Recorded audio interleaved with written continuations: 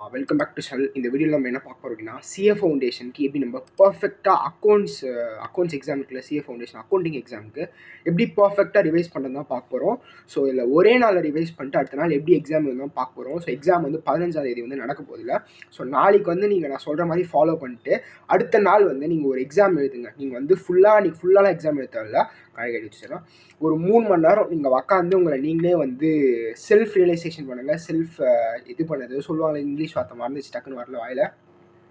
நீங்களே புரிஞ்சுக்கோங்க, நீங்கள் எந்த நிலைமையில் இருக்கீங்க, எக்ஸாம் எப்படி அதெல்லாம் எந்த இடத்துல வந்து நம்ம இம்ப்ரூவ் பண்ணணும் அப்படின்னு நீங்களே தெரிஞ்சுப்பீங்க. ஸோ ஃபஸ்ட்டு வந்து எப்படி ஒரு நாளில் நம்ம ஃபுல் அக்கௌண்டிங் வந்து ரிவைஸ் பண்ணது பார்க்கலாம். ஸோ ஃபஸ்ட்டு நீங்கள் பண்ண வேண்டியது வந்து நீங்கள் எய்தர் சிஏ ஃபவுண்டேஷனுக்கு வந்து அறிவு ப்ரோவில் ஒரு மேரத்தான் வீடியோ இருக்கும். அந்த வீடியோ வந்து லிங்க் வந்து டிஸ்கிரிப்ஷனில் கொடுத்துருக்கேன். ஸோ இது வந்து மே 25 ஜான் 25 இல்லை, இது வந்து செப்டம்பர் 24. பிகாஸ் நான் செப்டம்பர் கடைசி வரைக்கும் ஜான் 25 எக்ஸாம் வரைக்கும் நான் செப்டம்பர் 24 மேரத்தான் வச்சு தான் நான் வந்து ரிவைஸ் பண்ணிருந்தேன். ஸோ டைமும் வந்து கம்மியாக இருக்கும், ஒரு 15 மணி நேரம். நீங்கள் 2x ஸ்பீடில் வச்சுக்கலாம். அது வந்து உங்கள் பர்சனல் ப்ரிஃபரன்ஸ் சாய்ஸ். அது நீங்கள் ஈதர் எந்த ஸ்பீடில் வேணாலும் பார்க்கலாம். ஸோ கண்டிப்பாக மேரத்தான் இதான் வீடியோ பார்த்து தான் படிக்கணும்னு கேட்டிங்கன்னா கண்டிப்பாக கிடையாது. நீங்கள் ஈதர் உங்கள் ஓன் நோட்ஸ், இப்போ எனக்குலாம் பார்த்தீங்கன்னா நான் எல்லா தடவைலாம் மேரத்தான் வீடியோஸ் பார்த்துட்டு இருக்க மாட்டேன். இப்போ எனக்கு வந்து கம்பெனி அக்கௌண்ட்ஸ்க்கு ஒரு நோட்ஸ் இருக்கும், இருங்காரன் திரும்பிச்சு. இது மாதிரி கம்பெனி அக்கௌண்ட்ஸ்க்கு போனஸ் இஷ்யூ, ரைட்ஸ் இஷ்யூ நான் ஒரு நோட்ஸ் கிரியேட் பண்ணியிருக்கேன்னா நான் இதை பார்த்து படிச்சிடுவேன். அவ்வளோதான், ஒரு பேஜில் வந்து ரிவைஸ் பண்ணிட்டு ஃபுல்லாக எனக்கு புக்கு பார்த்து திறந்து எல்லா சமமும் பண்ணலாம் அவசியம் இல்லை. ஜேர்னல் என்ட்ரிஸ் இருக்கும், இந்த பக்கம் வந்து முக்கியமான அட்ஜஸ்ட்மெண்ட்ஸ் இருக்கும். பாருங்கள், இது இருக்குன்னா இல்லுஸ்ட்ரேஷன் 3 என்ன இருக்கும், அதே மாதிரி ப்ரிஃபரன்ஷஸ்னால் இது ஒரு அட்ஜஸ்ட்மெண்ட்ஸ் இருக்கும். இது மாதிரி இங்கே எழுதி வச்சுருந்தீங்கன்னா நீங்கள் இதை பார்த்து ரிவைஸ் பண்ணலாம். பட் எனக்கு ஒன்றுமே தெரியல, நோட்ஸ்லாம் கிரியேட் பண்ணலாம். நான் உங்களுக்கு நான் அட்வைஸ் பண்ணுறது நான் என்னென்னா, வாய் ரொம்ப குழந்தை. இன்றைக்கி உங்களுக்கு அட்வைஸ் பண்ணுறது என்னன்னா, நீங்கள் இந்த அக்கௌண்டிங் மேரத்தான ஒரு 2x ஸ்பீடில் பாருங்கள். எந்த ஒரு சாப்டர் இருக்குன்னா ஃபைனல் அக்கௌண்ட்ஸ் எடுத்துக்கலாம். பாருங்கள், ஃபைனல் அக்கௌண்ட்ஸ் அப்படின்னு எடுத்துக்கலாம். சார் வந்து 2 சம் இருக்கும், அது கங்குலி கவாஸ்கர் வீடியோவில் நான் வந்து எல்லாரோடையும் சொல்லியிருக்கேன். அந்த சம்மை நீங்கள் பார்த்தா போதும், நடத்துவாரா அது இது மாதிரி நீங்கள் நடத்திட்டு இது பார்த்தீங்கன்னா போதும். இதை தவிர வேறு எதுவும் வந்து ஃபைனல் அக்கௌண்ட்ஸில் கேட்கறதுக்கு வாய்ப்பே இல்லை. நீங்கள் அந்த 2 அதில் மோஸ்ட் ஆஃப் தி அட்ஜஸ்ட்மெண்ட்ஸ் அதில் இருக்கும். ஸோ நீங்கள் பேசிக் ட்ரேடிங் அக்கௌண்ட் எப்படி ஓப்பன் பண்ணுறது, ப்ராஃபிட் அண்ட் லாஸ் அக்கௌண்ட் எப்படி ஓப்பன் பண்ணுறது, எப்படி கிரியேட் பண்ணுறது, பேலன்ஸ் ஷீட் எப்படி போடணும், இந்த 2 அட்ஜஸ்ட்மெண்ட்ஸ், இந்த 2 சம்மில் இருக்க கங்குலி கவாஸ்கர் இருக்க அட்ஜஸ்ட்மெண்ட்ஸ் பார்த்தாலே போதும். மேஜராக நீங்கள் ஃபைனல் அக்கௌண்ட்ஸ் வந்து 90% கவர் பண்ணிட்டீங்கன்னு அர்த்தம்.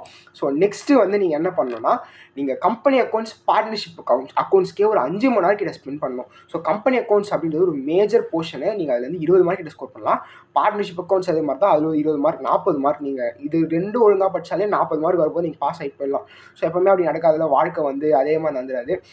ஃபுல்லாக கவர் பண்ணாலே பாஸ் ஆகி பண்ணிங்கன்னா கண்டிப்பாக முடியாது. ஸோ ஆனால் நீங்கள் அதை கண்டிப்பாக பார்த்தே ஆகணும். இதுலேருந்து ஒரு 20 மார்க் நீங்கள் வந்து 20லேருந்து 30 மார்க் வந்து அசால்ட்டாக எடுக்கலாம்.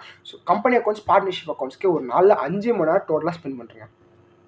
எனக்கு கேட்டிங்கன்னா அக்கௌண்ட்ஸ் வந்து ஒரு நாள் ரிவைஸ் பண்ணுறது கிட்டத்தட்ட முடியாத காரியம். பட் நீங்கள் ஏற்கனவே நிறைய தடவை ரிவைஸ் பண்ணியிருக்கீங்கன்னா கண்டிப்பாக முடியும். நான் வந்து என்னோட அக்கௌண்ட்ஸ் எக்ஸாம் முன்னாடி வரைக்கும் நான் நிறைய தடவை ரிவைஸ் பண்ணியிருக்கேன். கம்பெனி அக்கௌண்ட்ஸ் ஒரு 30 தடவை ரிவைஸ் பண்ணியிருப்பேன்.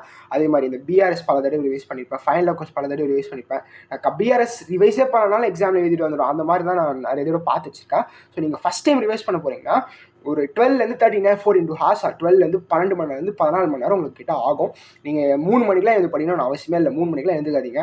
3 மணி 4 மணிலாம் தேவையில்லை. நீங்கள் ஒரு 6லேருந்து 6 மணிக்கு எழுந்தீங்கன்னா 5 மணிக்கு எழுந்துங்க. உங்களுக்கு நல்ல என்விரான்மெண்ட் இருக்குது, எனக்கு எந்த ஒரு டிஸ்டர்பன்ஸும் இருக்காது, என் வீட்டில் எந்த வேலையும் கொடுக்க மாட்டாங்க, எனக்கு தொல்லை பண்ண மாட்டாங்கன்னா நீங்கள் 6லேருந்து 7 மணிக்கு எழுந்துங்க. இல்லை 5 மணிக்கு மேக்ஸிமம் 5 மணிக்கு நீங்கள் எழுந்துக்கிங்கன்னா 5லேருந்து நைட்டு ஒரு 8 மணி வரைக்கும் நீங்கள் படிக்கலாம். 8 மணி வரைக்கும் அதுக்கப்புறம் போயிடாதீங்க. 8 மணி வரைக்கும் ரிவைஸ் பண்ணுங்கள். நெக்ஸ்ட் 8 மணிக்கு மேலே அடுத்த நாள் எழுந்துட்டு ட்ரூ ஆர் ஃபால்ஸ்லாம் படிச்சுட்டு நீங்கள் அடுத்த நாள் வந்து எக்ஸாம் எழுதலாம். எதர் நீங்கள் எம்டிபி வந்து ரிலீஸ் பண்ணியிருப்பாங்களா, அதுலேருந்து எடுத்து எழுதலாம். இல்லை வேறு எதனா பாசிட்டிவ் கொஸ்டின் பேப்பர், நீங்கள் எந்த கொஸ்டின் பேப்பர் நீங்கள் தொட்டதே இல்லை, இது நீங்கள் பார்த்ததே இல்லைன்னா நீங்கள் அந்த கொஸ்டின் பேப்பர் எழுதுங்க. பிகாஸ் நீங்கள் ஏற்கனவே தெரிஞ்ச கொஸ்டின் வந்து அட்டென்ட் பண்ணுறது வேஸ்ட். ஒரு கொஸ்டின் பேப்பர் நீங்கள் இது வரைக்கும் பார்த்ததே இல்லைனா அந்த கொஸ்டின் பேப்பர் எழுதுங்க, அதான் உங்களுக்கு யூஸ்ஃபுல்லாக இருக்கும். ஏற்கனவே தெரிஞ்ச கொஸ்டின் பேப்பர் எழுதுறது வந்து அவ்வளோ அது எஃபெக்டிவாக இருக்காதுன்னு சொல்லலாம். பிகாஸ் அந்த என்விரான்மெண்ட்டில் நீங்கள் ஃபீல் பண்ணலாம். நீங்கள் அந்த மாதிரி வீட்டிலே வந்து எக்ஸாம் எழுதும்போது உங்களுக்கு வந்து நீங்கள் என்ன பண்ணால் 2 விஷயம் நீங்கள் ரொம்ப ஃபாலோ பண்ணணும். ஃபஸ்ட்டு விஷயம், எக்காரணத்துக்கு கொண்டோ நீங்கள் வந்து அந்த இடத்த விட்டு நகரக்கூடாது. நீங்கள் எக்ஸாம் 3 மணி நேரம்னா 3 மணி நேரம் உட்காரணும். நெக்ஸ்ட்டு வந்து 3 மணி நேரம் நீங்கள் எக்ஸாம் எழுதாதீங்க. 3 மணி நேரம் நம்ம அங்கே தான் எழுத போகிறோம். பட் இங்கே வீட்டில் எழுதும்போது நீங்கள் 3 மணி நேரம் எழுதாதீங்க. எனக்கு வந்து இது யார் சொன்னார்னா, அது அகிலேஷ் குடாலே சார் தான் சொன்னார். 3 மணி நேரம் வச்சுக்காதீங்க, 2 hours 45 minutes வச்சு எழுதுங்க. பிகாஸ் நம்ம என்ன தான் நம்ம வந்து நல்லா ப்ரிப்பேர் ஆகி நம்ம கையில் வந்து நம்ம படிச்சிருந்தாலும் அந்த எக்ஸாம் சென்டர் போகும்போது அந்த இடமே வேறையாக இருக்கும். சில நேரத்தில் நமக்கு எதனா அப்நார்மல் லாஸ் அது போயிடும். 15 நிமிஷம் எப்படின்னா போயிடும்னு விட்டுருங்க. அவங்க வந்து சைன் வாங்குவாங்க, QR கோட்லாம் ஓட்டுவாங்க. ஸோ அதுக்கு 15 நிமிஷம் போயிடுச்சா மீதி 2 மணி நேரம் 45 நிமிஷத்தில் நீங்கள் 100 மார்க் வந்து அட்டன் பண்ண முடியுதான்னு நீங்கள் வீட்டிலே உட்காந்து பாருங்கள். இது வந்து உங்கள் ப்ரிப்பரேஷனில் பெரிய இம்பாக்ட் ஏற்படுத்தும். பிகாஸ் நீங்கள் 2 மணி நேரத்தில் 2 மணி நேரம் 45 நிமிஷம் நீங்கள் இங்கே எழுதுறீங்கன்னா அங்கே 3 மணி நேரம் உங்களுக்கு சர்ப்ளஸாக தெரியும். ஆஹா, இன்னும் நிறைய டைம் இருக்குது, இதை கம்ப்ளீட் பண்ணிடலாம் அப்படின்னு உங்களுக்கு வந்து நிறைய ஒரு கான்ஃபிடென்ட் இருக்கும். ஸோ கண்டிப்பாக இந்த நேரத்தில் எக்ஸாம் எழுதணும்னு கேட்டிங்கன்னா கண்டிப்பாக எழுதியே ஆகணும். அதுவும் வீட்டில் உட்காந்து எழுதணும். நீங்கள் கரெக்ட் வந்து நீங்களே பண்ணிக்கலாம். யாரோ ஒருத்தர் உங்களுக்கு கொஸ்டின் பேப்பர் கொடுத்து நீங்களே கரெக்ட் பண்ணலாம். மொத்தம் கரெக்ட் பண்ணலாம் இல்லை, நீங்களே கரெக்ட் பண்ணி நீங்கள் எங்கே மிஸ்டேக் ஆகுறீங்க, நீங்கள் வந்து எங்கே திணறீங்க, பார்ட்னர்ஷிப்பில் இந்த அட்ஜஸ்ட்மெண்ட்டில் திணறேன், ஃபைனல் கொஸ்டின் இந்த அட்ஜஸ்ட்மெண்ட்டில் திணறேன்னு வந்து நீங்களே பார்க்கணும். அண்ட் நெக்ஸ்ட் திங், நீங்கள் வந்து எக்ஸாம் இப்போ எழுத போகிற எக்ஸாமில் மார்க் எதனா கம்மி ஆச்சுன்னா தயவு செஞ்சு கான்ஃபிடன்ஸ், லோ கான்ஃபிடன்ஸ்லாம் ஃபீல் பண்ணாதீங்க. ஐயோ எக்ஸாமில் கேமரா சொதப்பிடணும்னு நினைக்காதீங்க. நீங்கள் எவ்வளோ தப்பு பண்ணிட்டீங்களோ இந்த நேரம் வரைக்கும், நீங்கள் அடுத்த எக்ஸாம் எவ்வளோ தப்பு பண்ணுற வரைக்கும் நீங்கள் எதனா ஒரு தப்பு பண்ணி அதில் கற்றுக்கிட்டீங்கன்னா எக்ஸாமில் அதெல்லாம் மார்க்ஸாக கன்வெர்ட் ஆகும். நீங்கள் இப்போ இப்போ ஃபைனலாக கொஸ்டின் ஒரு அட்ஜஸ்ட்மெண்ட் தப்பாக பண்ணுறீங்கன்னா நீங்கள் இங்கே தான் தப்பு பண்ணுறீங்க, எக்ஸாமில் தப்பு பண்ணுறது இல்லை. ஸோ நீங்கள் எக்ஸாமில் அந்த தப்பு பண்ணுறதுக்கு ரொம்ப சான்ஸ் கம்மி, நீங்கள் ரியலைஸ் பண்ணுவீங்க. ஸோ நீங்கள் செல்ஃப் ரியலைசேஷன் பண்ணுவீங்க. வார்த்தை வந்துச்சு, இது ஒரு வார்த்தை திக்கிறேன்னு சொல்லலை. இப்போ எக்ஸாம் இங்கே எழுதுறீங்கன்னா நீங்களே உங்கள் செல்ஃப் ரியலைசேஷன் பண்ணிப்பீங்க. எங்கே இந்த தப்பு பண்ணுறோம், எங்கே இந்த அட்ஜஸ்ட்மெண்ட் நம்ம விடுறோம் அப்படின்ற ஹோல் உங்களுக்கு அப்படியே படம் மாதிரி தெரியும். ஐயோ நான் இங்கே தாங்க நிற்கிறேன் போலகுது, இங்கே தான் நீங்கள் மனசில் இருக்கும். அங்கே போய் பிடுங்கிடலாம், அங்கே போய் இதெல்லாம் பண்ணிடலாம் அப்படின்னு நீங்கள் நினைப்பீங்க. பட் இங்கே நீங்கள் இப்போ எக்ஸாம் எழுதிட்டு நீங்கள் பார்க்கும்போது படம் காட்டும் எப்படி, ஓஹோ நம்ம இங்கே தப்பு பண்ணுறோம், இங்கே மிஸ் ஆகிறோம், இவ்வளோ மார்க் தான் வரும் அப்படின்னு உங்களுக்கு உங்கள் மனசுக்கு உங்களுக்கே தெரியும். ஸோ அந்த எக்ஸாம் நம்ம இங்கே வீட்டில் உட்காந்து எழுதுறது ரொம்ப ரொம்ப முக்கியம். ஸோ ஒரு நாள் ரிவைஸ் பண்ணிட்டு முடியாது தான், யார் கண்டிப்பாக முடியாது. 99% வந்து கொஞ்சம் கஷ்டமாக தான் இருக்கும். பட் நீங்கள் இதெல்லாம் வந்து அட்ஜஸ்ட் பண்ணி நீங்கள் படிச்சிங்க, இப்போ எக்ஸாம் எழுதுனீங்கன்னு தெரிஞ்சிங்கன்னா உங்கள் ப்ரிப்பரேஷன் அது பெரிய பூஸ்ட் ஏற்படுத்தும். அண்டு 3 மணி நேரம் மட்டும் எக்ஸாம் எழுதுங்க. அதுக்கப்புறம் வந்து தப்பு பண்ணிட்டேன்னு திரும்பி ஒரு 3 மணி நேரம்லாம் உட்காந்து ஒரு நாள் ஃபுல்லாக வேஸ்ட் பண்ணாதீங்க. ஒரு எக்ஸாம்னா 3 மணி நேரம் 2 மணி நேரம் 45 நிமிஷம் உட்காந்து எழுதிட்டு ஒரு 15 நிமிஷம் ரீடிங் டைம் கண்டிப்பாக இருக்கணும்.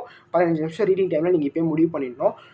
இப்படி தான் நான் வந்து அப்ரோச் பண்ண போகிறேன். நீங்கள் இங்கே ஒரு எக்ஸாம் ஸ்டிமுலேஷன் மாதிரி மேக் பண்ணிட்டு நீங்கள் போய் எக்ஸாம் எழுதுங்க. கண்டிப்பாக நீங்கள் நிறைய மார்க்ஸ் ஸ்கோர் பண்ணுவீங்க. And that's about the video. ஒரு நாளில் எப்படி வந்து ஒரு நாளில் எப்படி ரிவைஸ் பண்ணுறது நான் ஷெடியூல்லாம் போடல. நான் ஒரு ஃபேர் பீட் ஆஃப் ஒரு இங்கிலீஷே வரல, அப்புறம் இங்கிலீஷ் நான் பேசுகிறேன். ஒரு சாதாரண ஒரு கண்ணோட்டத்தில் வந்து என்கிட்ட சொல்லியிருக்கேன் இப்படிலாம் படிக்கணும்னு. நீங்கள் தான் முடிவு பண்ணணும், ஊட்டிலாம் விட முடியாது. இதுக்கப்புறம் நீங்கள் 3 மணி நேரம் இது படிக்கணும், 2 மணி நேரம் இது படிக்கணும், இந்த டாபிக்ஸ் தான் இம்பார்ட்டன்ட் அப்படின்னு நீங்கள் தான் படிக்கணும். So that's about the video. நீங்கள் வந்து ஒரு நாள் ரிவைஸ் பண்ணிடுன்னு வந்து நம்பிக்கையில் இந்த வீடியோ முடிக்கிறேன்.